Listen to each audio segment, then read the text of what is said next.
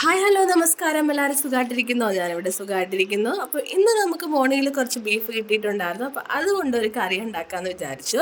അപ്പോൾ അതാണ് ഇന്നത്തെ വീഡിയോ. അതിന് മുമ്പായിട്ട് നിങ്ങൾ ഈ ചാനൽ ആദ്യമായിട്ടാണ് കാണുന്നതെങ്കിൽ ചാനൽ ഒന്ന് സബ്സ്ക്രൈബ് ചെയ്തേക്കണേ. അതുപോലെ തന്നെ വീഡിയോ സ്കിപ്പ് ചെയ്യാതെ കൂടി ഒന്ന് കണ്ടേക്കണേ.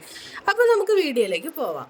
അപ്പോൾ നമ്മൾ ആദ്യമേ തന്നെ ഈ ബീഫിനകത്തേക്ക് ചേർക്കാനുള്ള അരപ്പ് റെഡിയാക്കണം. അതിനായിട്ട് ഞാൻ 2 പച്ചമുളക്, ആവശ്യത്തിനുള്ള ഇഞ്ചി, പിന്നെ ഒരു 6-7 കഷ്ണം ചെറിയ ഉള്ളി, പിന്നെ മല്ലിയില, വെളുത്തുള്ളി, ഇതെല്ലാം കൂടി ചേർത്ത് നമ്മൾ അരച്ചെടുക്കാൻ പോവുകയാണ്. ഇതിനകത്ത് തന്നെ നമ്മൾ മസാലകൾ കൂടി ചേർക്കുന്നുണ്ട്. അപ്പം നമ്മൾ കറിയിൽ ചേർക്കുന്ന സമയത്ത് നല്ല എരിവുണ്ടെങ്കിൽ ഒന്നും ചേർക്കേണ്ട ആവശ്യമില്ല. അപ്പം നമുക്ക് ഇതിനകത്തേക്ക് മസാലകൾ ചേർക്കാം. മഞ്ഞൾപ്പൊടി, ഗരം മസാല, മീറ്റ് മസാല, പിന്നെ മുളക് പൊടി, മല്ലിപ്പൊടി, കുരുമുളക് പൊടി. അപ്പോൾ ഇത്രയും പൊടികളാണ് നമ്മൾ അരച്ചെടുക്കാനായിട്ട് യൂസ് ചെയ്യുന്നത്. അപ്പോൾ ഇനി നമുക്കിതെല്ലാം കൂടി ചേർത്ത് നന്നായിട്ടൊന്ന് അരച്ചെടുത്ത് വെക്കാം. ഈ അരപ്പ് നമ്മൾ വയ്ക്കാൻ പോകുന്ന ബീഫിനകത്തേക്ക് ചേർക്കേണ്ടതായിട്ടുണ്ട്. പകുതി നമ്മൾ അതിനകത്തും ചേർക്കുന്നുണ്ട്. പിന്നെ പകുതി നമ്മൾ ഉള്ളി വഴറ്റുന്ന സമയത്ത് നമുക്ക് അതിനകത്തേക്ക് ചേർക്കേണ്ടതായിട്ടുണ്ട്. അപ്പം ബീഫ് നന്നായിട്ട് കഴുകി വൃത്തിയാക്കി ഞാനിപ്പോൾ എടുത്തിട്ടുണ്ട്. അപ്പോൾ ഇത് ഏകദേശം 1 കിലോയോളമുള്ള ബീഫാണ്. ഇനി ഇതിനകത്തേക്ക് ഗരം മസാല, മഞ്ഞൾപ്പൊടി, മല്ലിപ്പൊടി, കുരുമുളക് പൊടി, മീറ്റ് മസാല, അപ്പോൾ ഇതെല്ലാം കൂടി ഞാൻ വീണ്ടും ചേർക്കുന്നുണ്ട്. അളവ് കൂടുതലായിട്ടല്ല, കുറച്ചേ ഇടുന്നുള്ളൂ. കാരണം ഓൾറെഡി നമ്മൾ അരച്ച് വെച്ച് ഇതിനകത്തും ചേർത്തിട്ടുണ്ട്.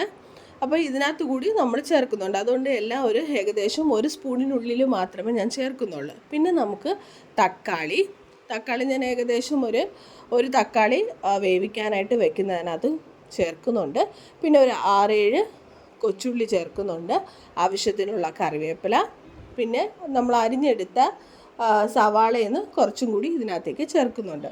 ഇനി നമ്മൾ അരച്ചു വെച്ചിട്ടുള്ള അരപ്പ് കൂടി, അതായത് നമ്മൾ അരച്ചെടുത്ത അരപ്പിൻ്റെ പകുതി ഇതിനകത്തേക്ക് നമ്മൾ ചേർക്കുകയാണ്. അപ്പോൾ ഇതെല്ലാം കൂടി ചേർത്ത് നന്നായിട്ട് ഇളക്കിയെടുക്കുക.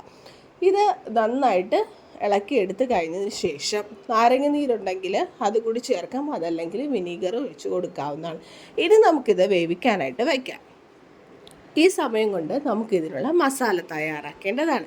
അതിനായിട്ട് ഞാനൊരു ഉരുളി ഇവിടെ എടുത്ത് വെച്ചിട്ടുണ്ട്. ആവശ്യത്തിനുള്ള വെളിച്ചെണ്ണ, പിന്നെ ഒരു 3 പച്ചമുളകാണ് എടുത്തിരിക്കുന്നത്. അത് നിങ്ങളുടെ എരിവിനനുസരിച്ച് ചേർക്കാവുന്നതാണ്. പിന്നെ കറിവേപ്പിലയും അതുപോലെ തന്നെ കൊച്ചുള്ളി, ഒരു 10-15 കൊച്ചുള്ളിയാണ് ഇതിനകത്ത് ചേർക്കുന്നത്.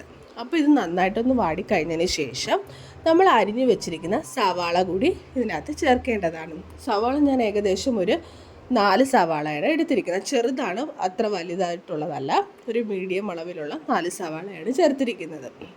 അതായത് കൊച്ചുള്ളി ചേർക്കുന്നത് കൊണ്ട് തന്നെ ഒരുപാട് സവാള ആയിക്കഴിഞ്ഞാൽ അത് മധുരം വയ്ക്കും, അതുകൂടി ശ്രദ്ധിക്കുക. അപ്പം നമ്മൾ അതുപോലെ തന്നെ ഒരു തക്കാളി അരിഞ്ഞുകൂടി വെച്ചിട്ടുണ്ടായിരുന്നു. അത് നമ്മൾ ചെറുതായിട്ട് അരിഞ്ഞ് ഇതിനകത്തേക്ക് ചേർക്കുന്നുണ്ട്. ഇനി ഇതെല്ലാം നന്നായിട്ടൊന്ന് വാടിക്കഴിഞ്ഞതിന് ശേഷം നമ്മൾ നേരത്തെ അരച്ചു വച്ചിരിക്കുന്ന അരപ്പില്ലേ, അതിൻ്റെ ബാക്കി കൂടി ഇതിനകത്തേക്ക് ചേർക്കാം. ഇനി അത് നന്നായിട്ട് ഇളക്കിയെടുക്കുക. അത് എല്ലാ ഭാഗത്തും ചേർന്ന് കഴിഞ്ഞതിന് ശേഷം അതൊരു 5 മിനിറ്റ് ലോ ഫ്ലെയിമിൽ വീണ്ടും നന്നായിട്ടൊന്ന് വരട്ടിയെടുക്കണം. ഇനി ഇത് കഴിഞ്ഞതിന് ശേഷം നമ്മൾ ബീഫ് ഇപ്പം വേവിച്ച് റെഡിയാക്കി വെച്ചിട്ടുണ്ടല്ലോ, ആ ബീഫ് ഇതിനകത്തേക്ക് ഒഴിച്ചു കൊടുക്കുക. അതുപോലെ തന്നെ നമ്മൾ വേവിക്കാൻ വെച്ചിട്ടുണ്ടായിരുന്ന ബീഫിനകത്ത് വെള്ളം ഒഴിച്ചിട്ടുണ്ടായിരുന്നില്ല, അത് ബീഫിനകത്ത് നിന്ന് വന്നിട്ടുള്ള വെള്ളമായിരുന്നു. അപ്പോൾ ഇനി നമ്മൾ ഇതെല്ലാം കൂടി നമ്മൾ വഴറ്റി വെച്ചിരിക്കുന്ന സവാളയിലേക്ക് ചേർത്ത് നന്നായിട്ട് ഇളക്കിയെടുത്ത് കൊടുക്കുക. ഇനി വീണ്ടും നമുക്ക് വെള്ളം ആവശ്യമാണെങ്കിൽ വീണ്ടും വെള്ളം ഒഴിച്ച് കൊടുക്കാവുന്നതാണ്. അപ്പോൾ ഞാൻ കുറച്ചും കൂടി വെള്ളം ഒഴിച്ച് കൊടുത്തിട്ടുണ്ടായിരുന്നു. ഇനി ഇത് വീണ്ടും നമുക്ക് നന്നായിട്ടൊന്ന് ഇളക്കി അടച്ചു വെച്ച് വേവിച്ചെടുക്കാവുന്നതാണ്. പിന്നെ ഞാൻ ഇതിൻ്റെ ഇടയിലായിട്ട് കുരുമുളകിൻ്റെ പൊടി കൂടി ഞാൻ ഇതിനകത്ത് ചേർക്കുന്നുണ്ട്. അപ്പം കുരുമുളക് അധികമായിട്ട് ചേർക്കുകയാണെങ്കിൽ നല്ലതാണ്, അതിൻ്റെ ഒരു ഫ്ലേവർ സൂപ്പറായിരിക്കും. അപ്പം അതുകൂടി ഞാൻ ചേർത്തിട്ടുണ്ട്. പിന്നെ നമ്മുടെ ആവശ്യത്തിന് ഉപ്പില്ലെങ്കിൽ ഉപ്പ് ചേർത്ത് കൊടുക്കാവുന്നതാണ്. ലാസ്റ്റ് ഞാൻ മല്ലിയിലയും കറിവേപ്പിലയും ചേർത്ത് നമ്മുടെ ബീഫ് റെഡിയാക്കി എടുത്തിട്ടുണ്ട്. അത് നിങ്ങൾക്കൊരു തിക്നെസ് ആവുന്ന സമയത്ത് അത് ഓഫ് ചെയ്യാവുന്നതാണ്, എല്ലാം ഓക്കെ ആണെന്നുണ്ടെങ്കിൽ. അപ്പോൾ നമ്മുടെ ബീഫ് കറി ഇവിടെ റെഡി ആയിട്ടുണ്ട്. എല്ലാവർക്കും ഈ വീഡിയോ ഇഷ്ടമായെന്ന് വിചാരിക്കുന്നു. അപ്പോൾ ഞാൻ എന്തായാലും ബീഫ് കറി ചോറിൻ്റെ കൂടെയാണ് കഴിച്ചത്. അസാധ്യ ടേസ്റ്റായിരുന്നു, നന്നായിട്ട് എനിക്ക് ഇഷ്ടപ്പെട്ടു. അപ്പോൾ എന്തായാലും വീഡിയോ എല്ലാവർക്കും ഇഷ്ടമായെന്ന് വിചാരിക്കുന്നു. വീണ്ടും മറ്റൊരു വീഡിയോയുമായി കാണാം. അതുവരേക്കും ബൈ ബൈ.